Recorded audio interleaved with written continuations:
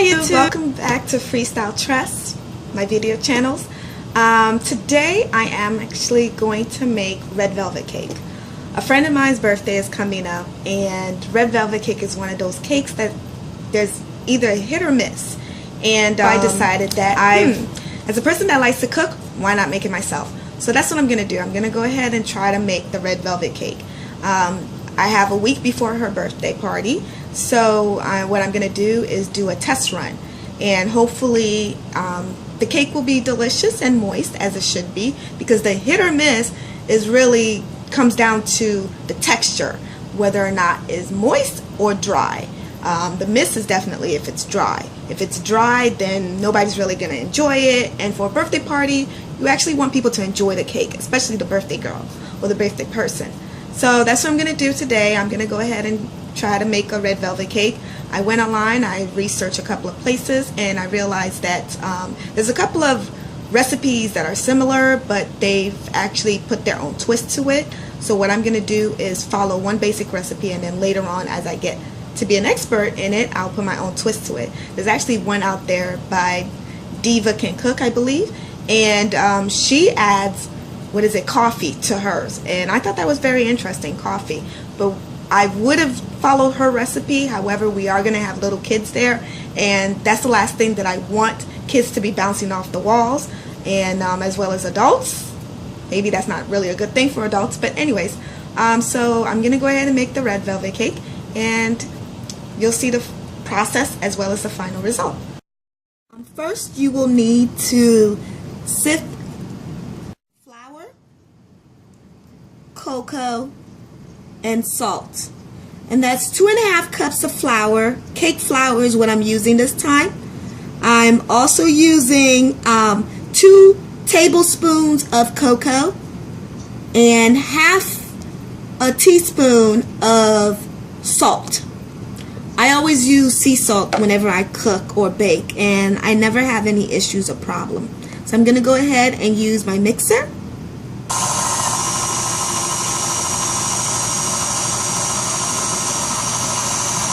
Alright, so I finished mixing the cake flour as well as the cocoa powder and salt together, and you should see the results right about now. Okay, alright, and then I went ahead and lined my cake pans. I'm using 2 round 8.5-inch cake pans, aluminum foil cake pans, and I went ahead and lined it with parchment paper and buttered the sides. So you'll see that picture right about now. We're going to go ahead and start with the other process. We're going to make the creamy part of the recipe, and this basically consists of adding the liquids together and as well as the butter in order to make a thicker mixture before you add it to your flour. Alright, so I'm going to go ahead and start that process now. Alright, so now we're at the place where we're actually mixing the butter, and as you can see it's getting soft. So we're going to go ahead and add the 1.5 cup of sugar to the butter mixture. Alright, so I went ahead and added 1.5 cup of sugar, and this is the end result. And to this, you want to go ahead and add 2 large eggs. I added the 2 large eggs, and I'm going to start beating.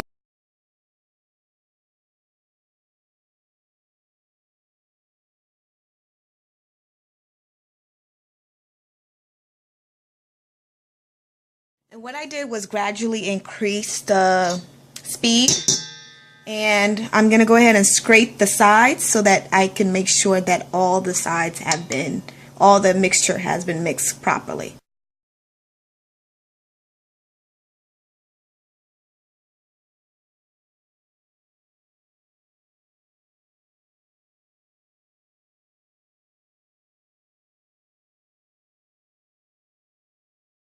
Added vanilla extract, and it's just 1 teaspoon of vanilla extract, and I'm going to go ahead and continue mixing the mixture.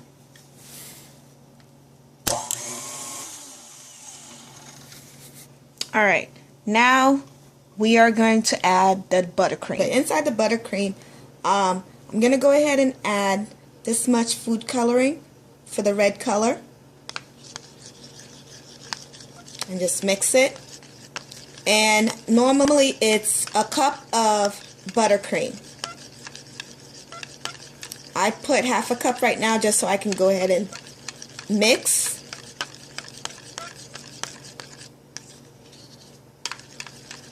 And then I'll add more cup later and mix it some more. Don't underestimate your food coloring, because I'm not using the liquid one. I'm actually using the solid gel ones, and they're Wharton's. And this is the, if you can read that, it's the red kind. And this is normally what I use for my cooking. And this is what I have. Go ahead and mix both the flour mixture that I have sitting on the side as well as the buttercream mixture. I'm going to go ahead and mix it on low.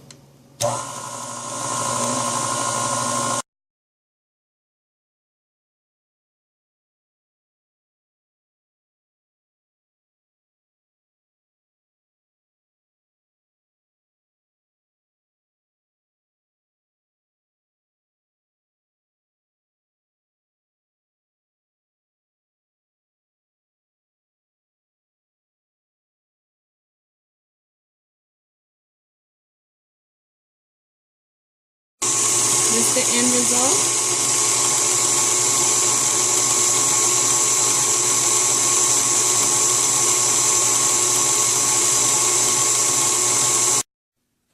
Okay, in a cup, add 1 teaspoon of baking soda.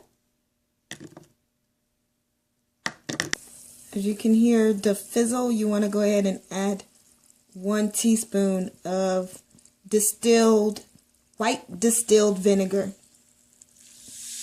Okay, you want to quickly add this to the mixture and fold into the mixture. Not mix, but fold.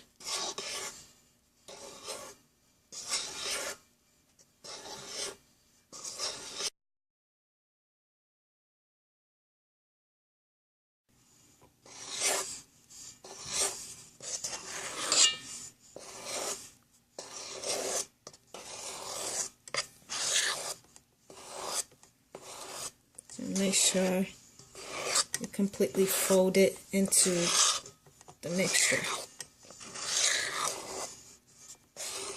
Okay, and then quickly put it in the pan and then the oven. Okay, I'm gonna go ahead and bake for 25 to 30 minutes and at 350 degree oven that I've been preheating. So I'm going to show you the end results in the pan before I go ahead and put it in the oven. Alright, be right back.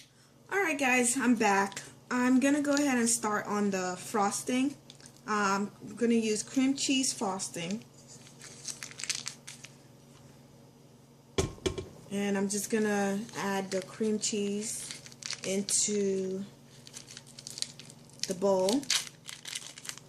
It's been sitting here on my counter since I started baking, so it's melted a little, so this is it.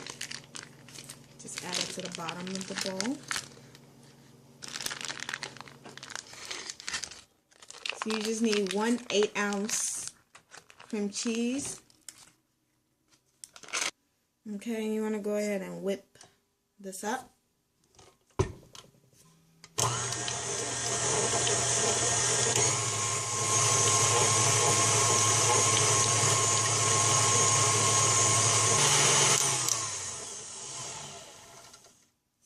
Okay, and this is what it looks like. I'm going to go ahead and add a teaspoon of vanilla extract.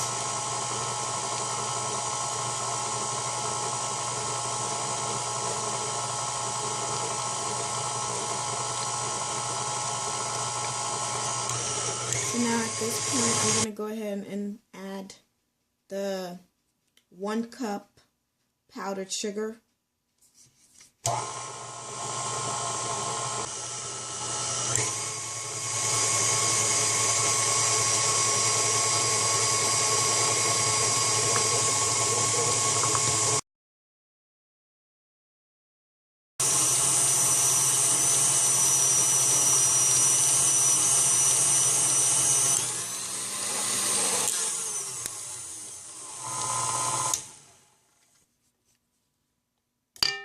But first, I want to go ahead and scrape the sides.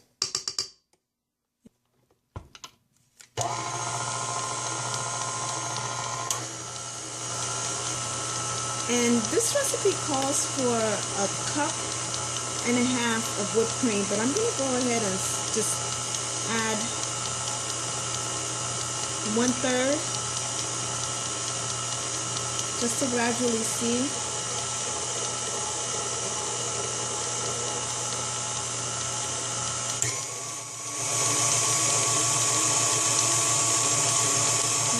Looking for a runny mixture.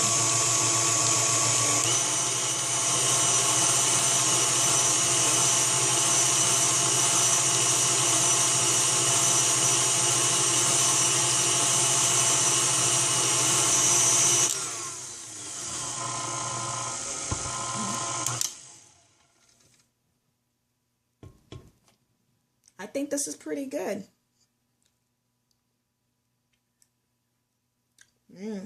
Very tasty. I think I'm done here. All right, so we're done. Now I'm gonna go ahead and ice the cake, and you shall see the finished product. Thank you for joining me. I'll see you next time.